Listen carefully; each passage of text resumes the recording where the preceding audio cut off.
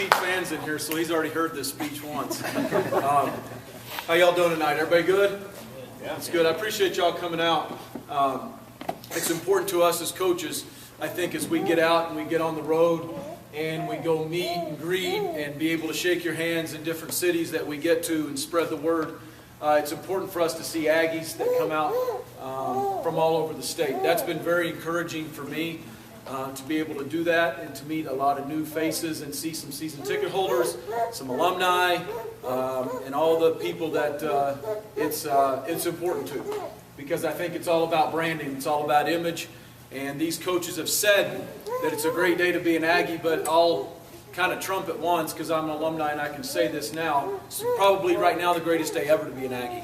And it goes from all the way through campus to every sport that saying will actually touch. From all the basketball programs, volleyball, the success that they've had, and the success that we've had the last couple of years in football. So that's neat. Before I get started, I'm going to introduce, I got my little brother here with me tonight, Luke.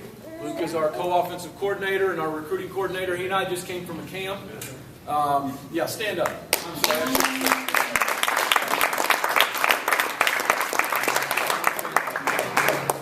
Luke, yeah. We just came from a camp down in Salt Lake, an all-Poly camp, all-Polynesian camp down in Salt Lake.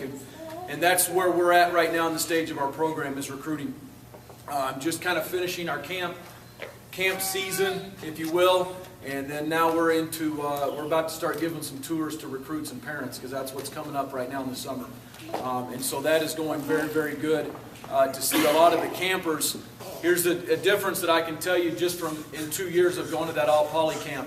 That all-Poly camp we just came from, last year when we went, we saw a handful of kids that had just come from our camp. We just had our camp Monday through Wednesday. And I bet today we had about 7 coaches from Utah State there, probably close to 30 or 40 Division I coaches there, a lot of coaches in attendance, but we probably had 30 or 40 kids that were just coming off our campus. So there's a difference, and it's in the air. Coming off the season that we just had with 11 wins, we won 16 out of the last 19 games. So it's a tremendous challenge that we face right now as we go into the Mountain West. To continue along the climb. Because by no means do I think we're there. We're not even close. We're not at the top of that. And we're continuing to climb. The challenge that's for us is twofold. The challenge for us is number one, will be competition, will be Saturdays. And I guess Thursdays and Fridays because we play every day of the week, it seems like. But as we go into the Mountain West, that it's up. Coach alluded to it earlier with some of the teams that are the differences. It's the same way in football.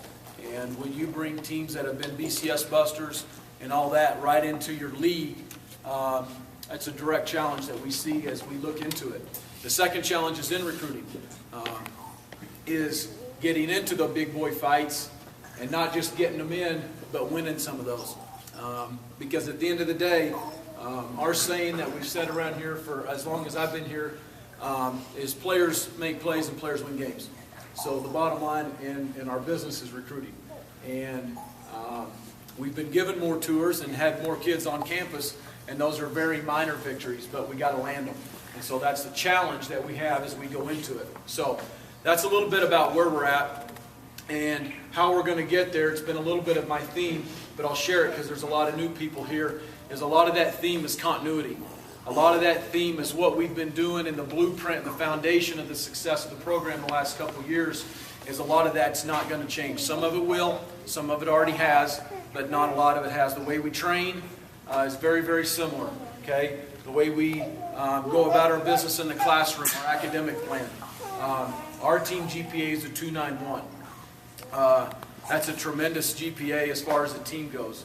I've been at a Naval Academy, I've been at a private school, and those are two high-end academic schools that I've also coached at. And the GPA and the stuff that our young men do in the classroom, it supersedes that. It's much better from an accomplishment standpoint. For 5 straight years, we've graduated every senior football player. That's huge. It's huge in recruiting. There's a wall in our office that's pretty cool. It has all the frames of every senior for the last 5 seasons. And so when we bring recruits in, I show them that and we tell them that. That's every senior that's played here for 5 years. And they say, oh, that's pretty cool. And I say, it's also every kid that's graduated here for the last 5 years. So it's 100%. And that means something. And so as our staff, as we continue this climb and we kind of take the transition from the staff that I was just on to our new staff, is that something that we are very, very involved in. In fact, if we're anything, we're over-aggressive in academics because we got our hand right in the middle of it. We're not perfect, but I like that. That's good for our young men as far as the challenges in academics are concerned. And then the last thing is our current team. So just to preview a little bit, we've got 16 starters back. We've got a lot of guys back, especially on defense. I think we've got 8 lettermen coming back on the D-line that have played there for quite a long time in the last 2 years. We've got 3 starting linebackers back out of the 4. We play with 4. We're a 3-4 defense, 3 down linemen and 4 backers. And so we've got 3 of those guys coming back. Kyler Fackrell's a freshman All-American. Jake Dowdy and Nick Vigil are the 2 inside linebackers that have played a bunch. They were both all WAC last year.